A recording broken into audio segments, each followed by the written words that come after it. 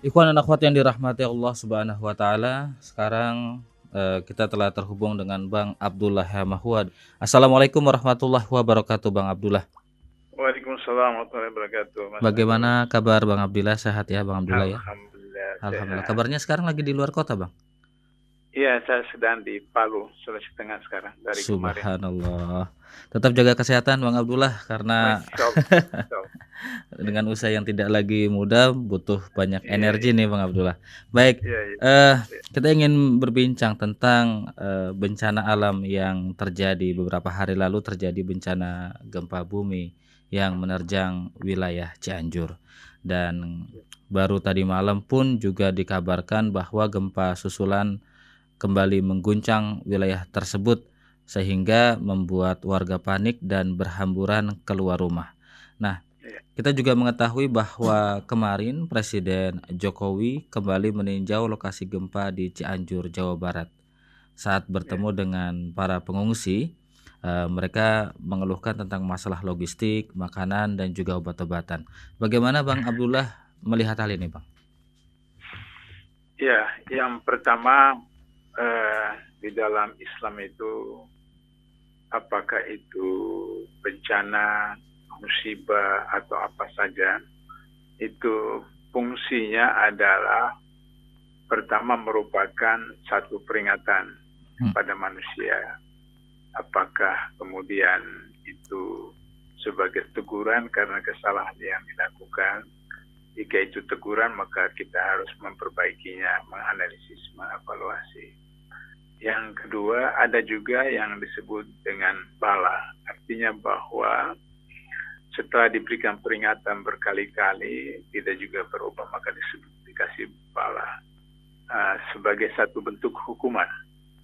Bentuk hukuman itu yang bisa kemudian selesai di dunia, tapi bisa juga tidak selesai di dunia, dibawa sampai ke akhirat.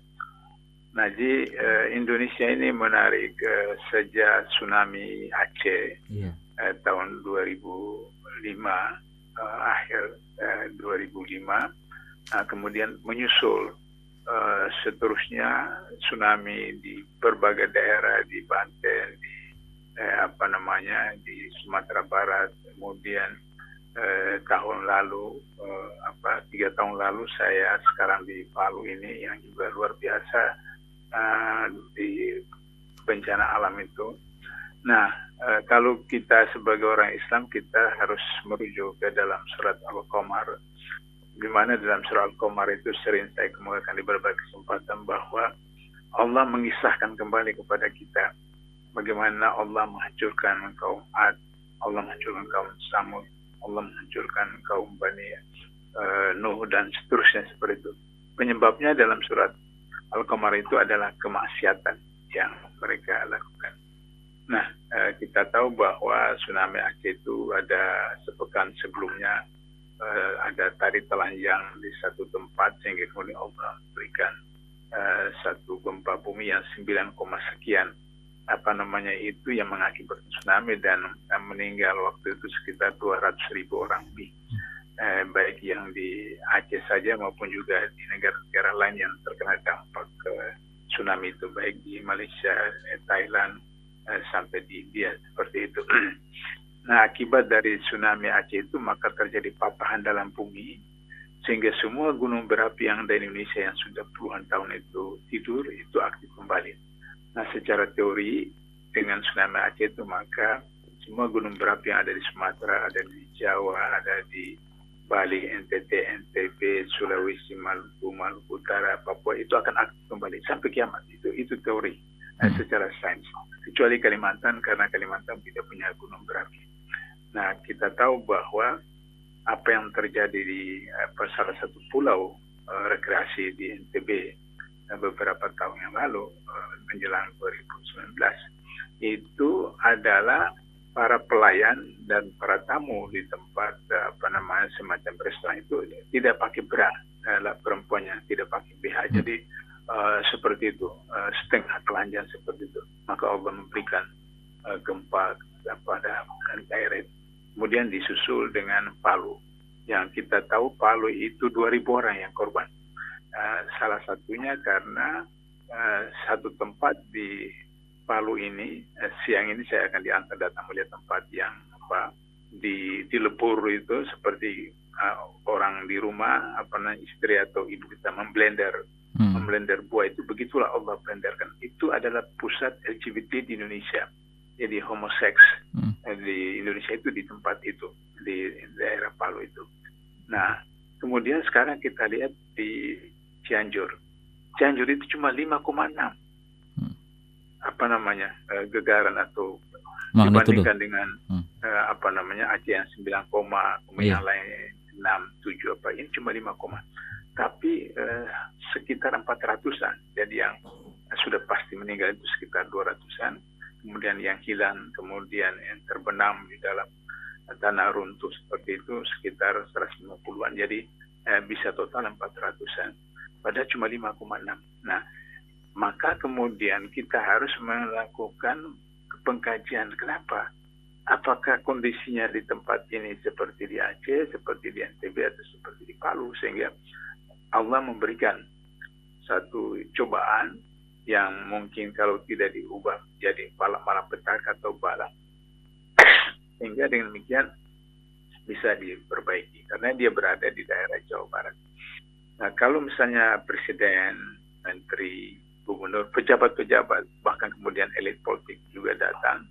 Nah, sama seperti misalnya ketika kita sakit kepala, kita minum obat sakit kepala, ya macam-macam. Nah, 1 hari, 2 hari sembuh sakit kepala. Tapi kemudian bulan depan sakit kepala lagi. Kenapa? Karena yang kita obat itu sakit kepalanya, kita tidak obat penyakitnya. Nah, padahal sakit kepala itu bukan penyakit. Sakit kepala itu adalah simptom atau indikator dari satu bagian tubuh kita yang mengalami kerusakan atau gangguan. Nah, jadi misalnya kalau presiden datang, menteri datang, gubernur datang, bahkan partai-partai pun datang, hanya memberikan santunan, makanan, minuman, karpet, atau barang-barang keperluan bayi dan seterusnya. Sudah itu kemudian selesai, mungkin sebulan, 2 bulan, 3 bulan. Tapi akar persoalan itu tidak diselesaikan, ya tetap saja mungkin berulang lagi.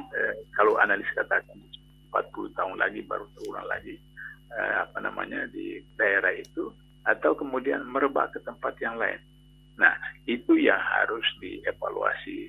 Katakanlah misalnya penyebabnya karena penebangan hutan yang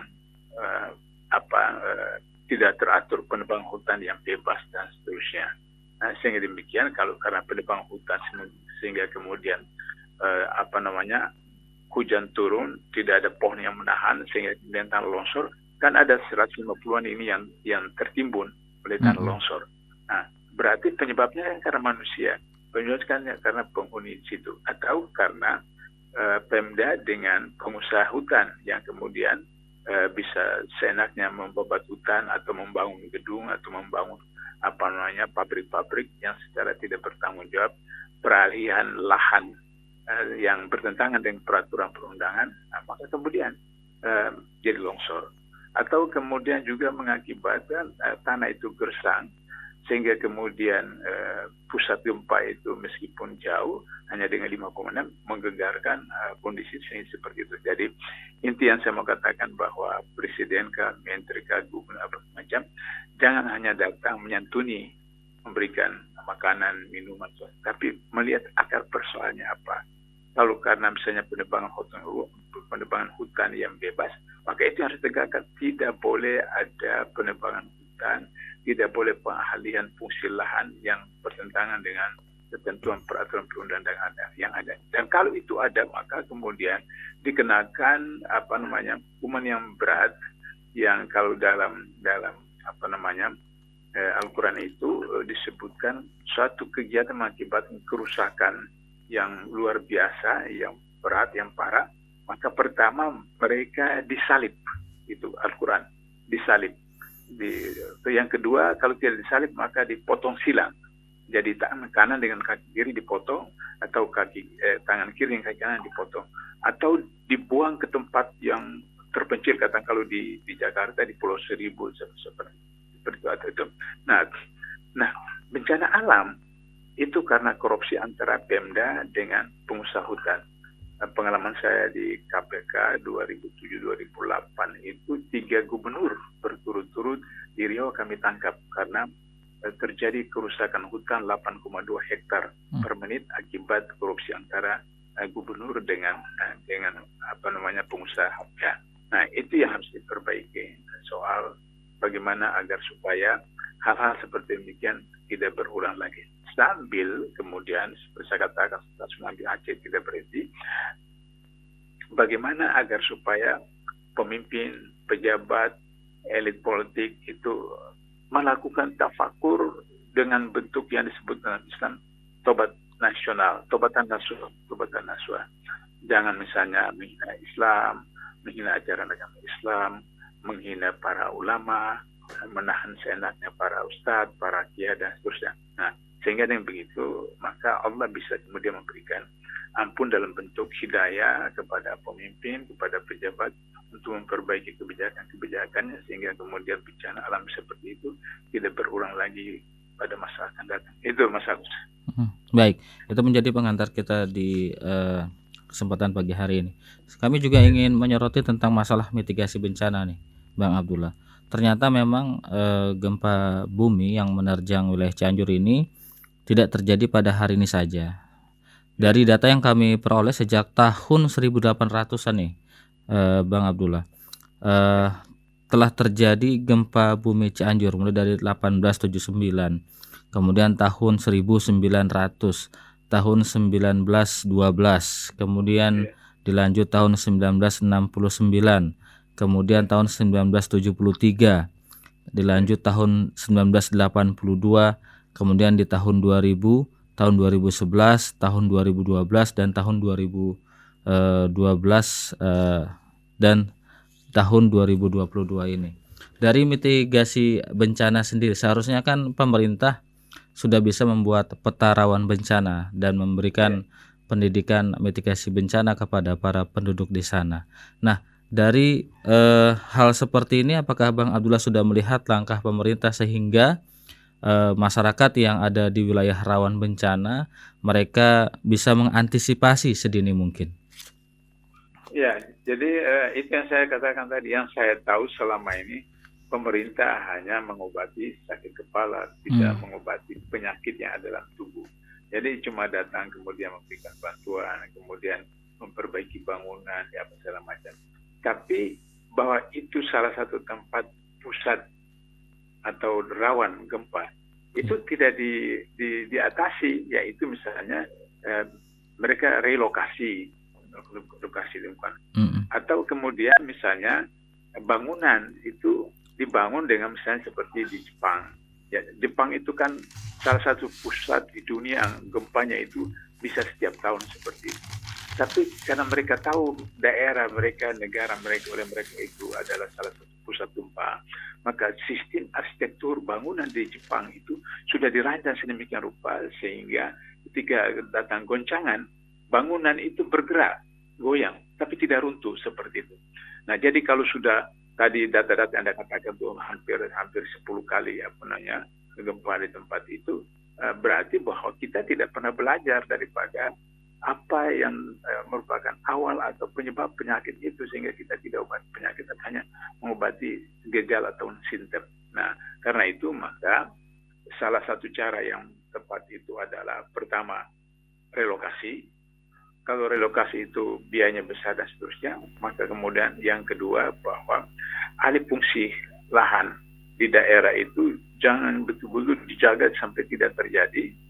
Kemudian fungsi pohon atau hutan, setiap tebang pohon orang kampung diajarkan tebang 1 pohon ganti dengan tanam 2 pohon seperti itu, sehingga kemudian pohon-pohon itu tetap ada sehingga menahan air yang jatuh karena hujan dan kemudian tidak terjadi tanah longsor. Nah, yang ketiga adalah tidak boleh lagi ada izin kepada penebangan pohon-pohon atau hutan diberikan kepada mereka yang berada di daerah yang merupakan salah satu tempat yang rawan gempa. Jadi tidak boleh lagi ada. Itu harus strict. Tidak boleh lagi ada izin penebangan pohon.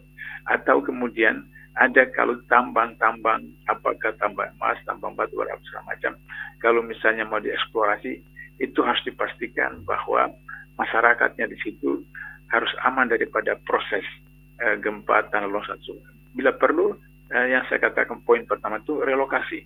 Sehingga kalau pemerintah daerah mau eksplorasi potensi alam berupa tambang di dalamnya itu, mereka eksplorasi tapi kemudian tidak mengganggu penduduk yang ada di situ dengan cara direlokasi seperti itu. Itu barangkali salah satu cara untuk bisa tidak lagi mengulangi hal seperti itu. Dan saya berharap bahwa karena Sumatera, Jawa sampai ke Papua itu pusat-pusat gempa itu banyak sekali, satu kasus itu kemudian pemerintah harus menjadikannya sebagai satu kebijakan nasional. Jadi tidak parsial, apa yang sini buat begitu, yang muncul lagi yang satu buat lagi, dan tetapi secara kebijakan secara nasional. Itu Mas Agus. Baik, satu pertanyaan lagi Bang Abdullah sebelum kita beralih, masih pertanyaan sama tentang masalah gempa di Cianjur. Menko Bidang Pembangunan Manusia dan Kebudayaan Muhadjir Effendi mengatakan bahwa anggaran 25 miliar telah disiapkan untuk penanganan gempa Cianjur. Bagaimana kita bisa mengawasi agar anggaran ini bisa tepat pada sasaran, Bang Abdullah? Ya, saya kira misalnya kasus Lapindo. Kasus Lapindo itu saya masih di KPK dan saya tahu betul bahwa pimpinan KPK resmi mengirim surat ke Komisi Anggaran di DPR supaya kasus Lapindo itu tidak dimasukkan sebagai bencana alam. Jadi tidak dimasukkan dalam APBNP untuk kemudian mengganti kerugian di Lapindo. Karena dalam pengkajian KPK dan itu dibuktikan oleh para saintis beberapa bulan kemudian pertemuan dunia di Afrika bahwa Lapindo itu bukan bencana alam, tapi human error. Jadi kesalahan manusia, yaitu ketika dilakukan pengeboran oleh perusahaan Lapindo itu, dia tidak pakai casing.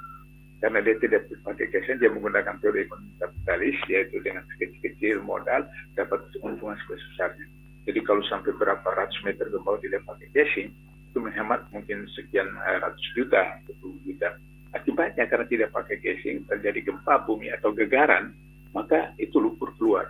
Dan sampai hari ini belum selesai utang yang harus dibayar oleh Lapindo kepada para korban-korban di Lapindo sekian kecamatan itu. Nah, bukti bahwa itu bukan gempa bumi atau bencana alam, di Jawa Timur itu kan banyak sumur-sumur pengeboran itu tidak apa-apa. Hanya karena apa? Karena mereka pakai casing ketika pengeboran. Lapindo tidak.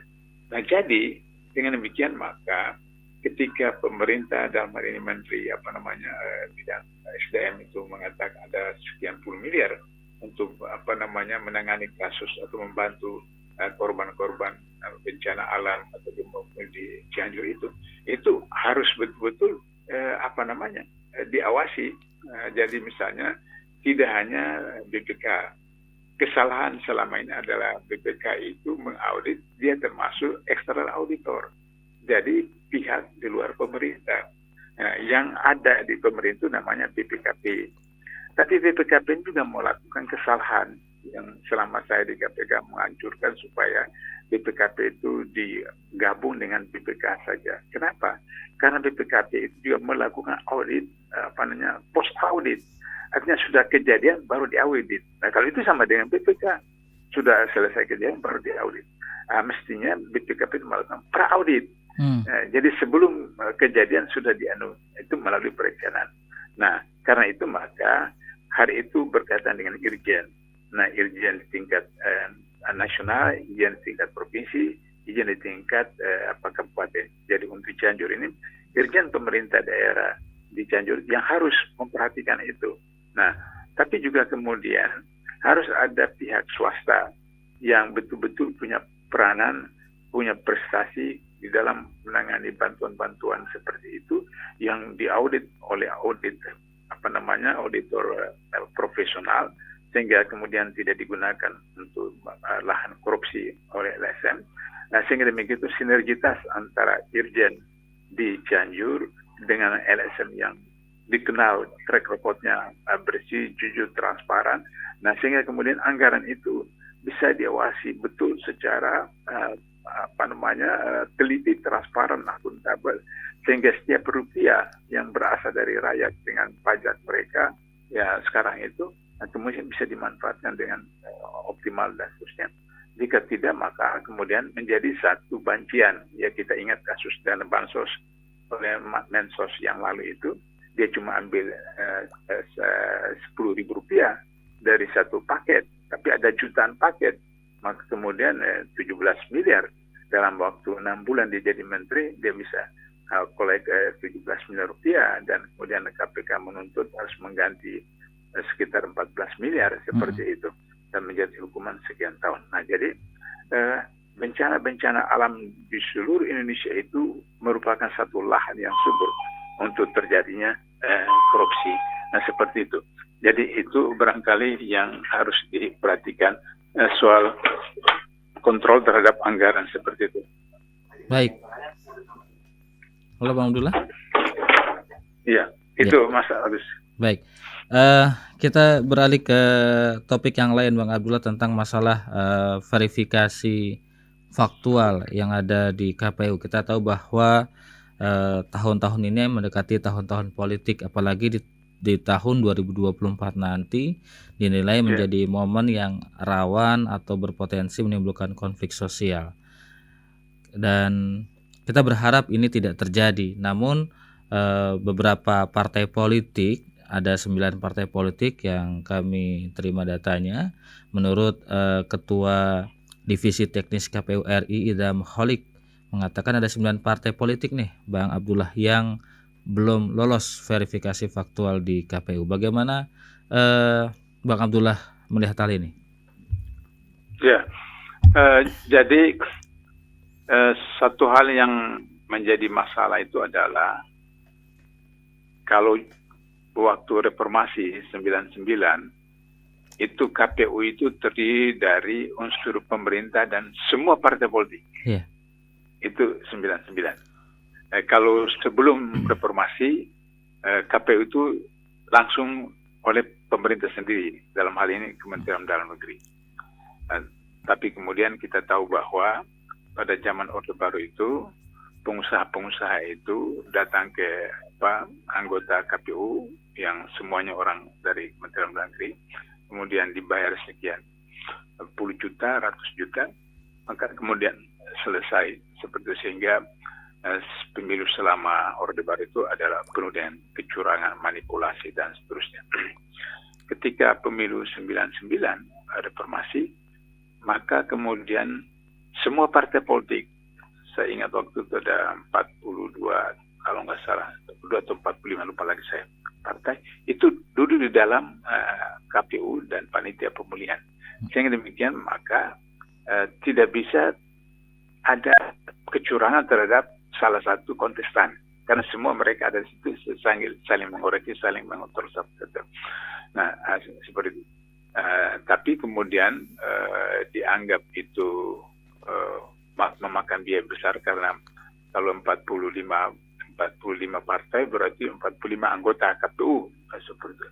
Tapi faktanya bahwa pemilu 99 itu jauh relatif bersih, karena semua partai terlibat sebagai anggota KPU, dibanding dengan kemudian pemilu 2004 sampai sekarang itu penuh dengan kecurangan, karena pansel itu diajukan oleh Menteri Dalam Negeri ke Komisi 3, Komisi 2, kemudian dipilih, dan kemudian di situ terjadi KKN, sehingga kemudian orang-orang KPU itu adalah orang-orang yang merupakan agen dari partai-partai politik itu. Padahal kan ketentuannya untuk jadi KPU atau Bawaslu atau Pansel tidak boleh orang partai politik.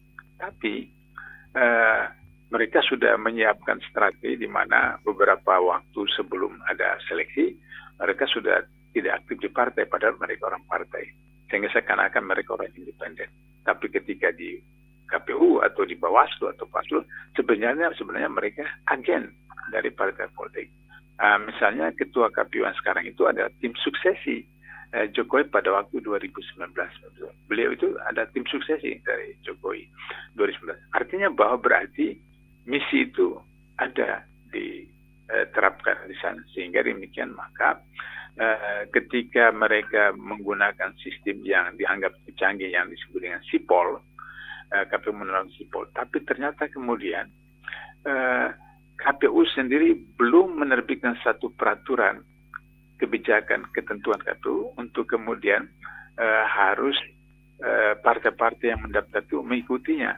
Jadi belum ada peraturan, kemudian diberikan satu kebijakan seperti itu, sehingga akhirnya kemudian ada beberapa partai yang katakan tadi disebutkan 9 partai itu lolos di dalam verifikasi administrasi, tapi kemudian tidak lolos dalam verifikasi faktual.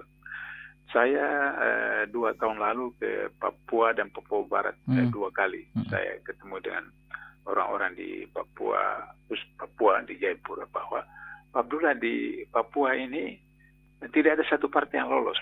Apakah itu Golkar, apakah itu PDIP, apakah itu partai-partai besar itu tidak lolos dalam verifikasi. Saya tanya kenapa? Karena kami, ini salah satu ketua partai, bilang kami datang ke gunung-gunung, ketemu dengan kepala desa, bukan kepala desa, kepala suku, kemudian kami kasih sekian puluh juta, kemudian dikumpulkan KTP, itu kemudian sudah selesai. Itu terjadi. Sehingga apakah itu Golkar, apakah itu PDIP, apakah itu Demokrat atau Gerindra, di Papua tidak ada satu partai yang lolos. Apalagi partai-partai baru atau partai-partai kecil. Karena pola budaya, pola pendidikan, pola politik orang di Papua dan Papua Barat masih seperti begitu. Nah, jadi wajar kalau misalnya ketika verifikasi administrasi lolos karena mereka hanya buat laporan administrasi. Laporan administrasi. Misalnya katakan undang-undang mengatakan harus 34 provinsi. Maka kemudian dia buat 34 provinsi, dia buat SK-nya apa? Bahwa apakah kemudian di 34 provinsi itu ada pengurusnya atau tidak? Itu kan tidak pasti, tapi dibuat saja SK-nya seperti itu. Kemudian 75% dari setiap provinsi, kabupaten kota harus 75% dari provinsi itu harus ada DPW-nya, DPD-nya. Kemudian di kecamatan itu harus separuh dari kabupaten kota harus ada DPC-nya. Nah, seperti itu. Baru kemudian ada harus 1.000 anggota atau 1/1000 anggota dari jumlah penduduk. Jadi kalau penduduk misalnya penduduk Jakarta karena sekian juta, maka anggotanya itu harus 1.000 yang punya KTP. Tapi kalau penduduknya di bawah 1 juta, maka 1/1000 dari penduduknya. Nah, itu kemudian orang KPU sendiri beberapa bulan lalu saya baca di berita bahwa ada satu NIK nomor induk kependudukan itu dipakai oleh lebih 100 orang seperti itu.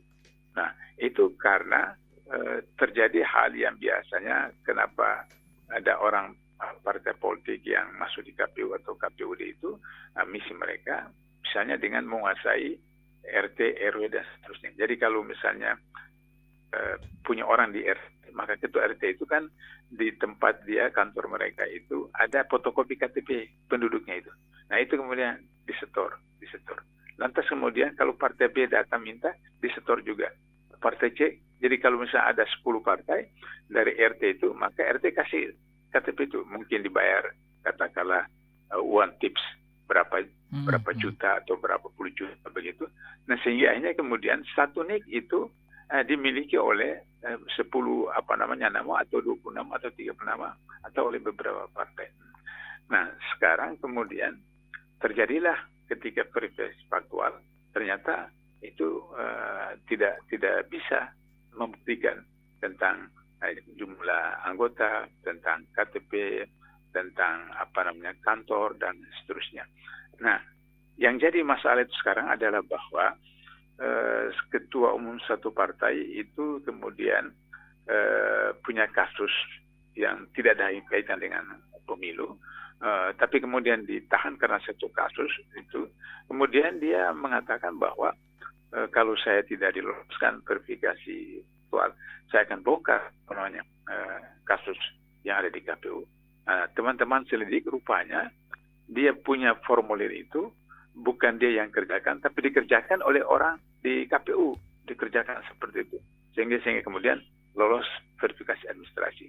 Nah, ketika verifikasi faktual. Mhm. Nah, karena apa namanya yang membuatnya itu orang KPU, sementara orang KPU tidak tahu bahwa partai ini ada punya partai di mana ini ada atau tidak, di PC ada atau tidak, maka itu sehingga kalau dia misalnya tidak luluskan dalam verifikasi faktual, dia akan bongkar kasus itu. Nah, ini bencana alam bagi KPU dan Bawaslu dan apa namanya pemilu yang akan datang.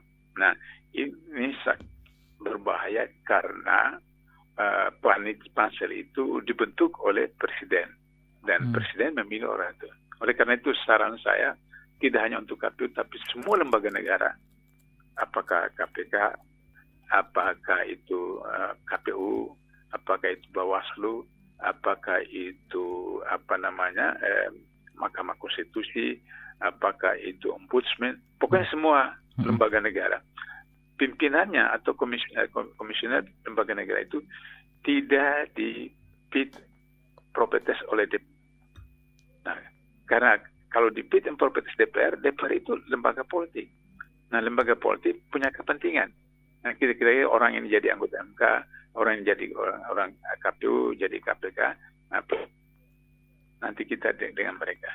Nah, karena itu kan bahwa pimpinan lembaga negara itu ditetapkan final di pansel.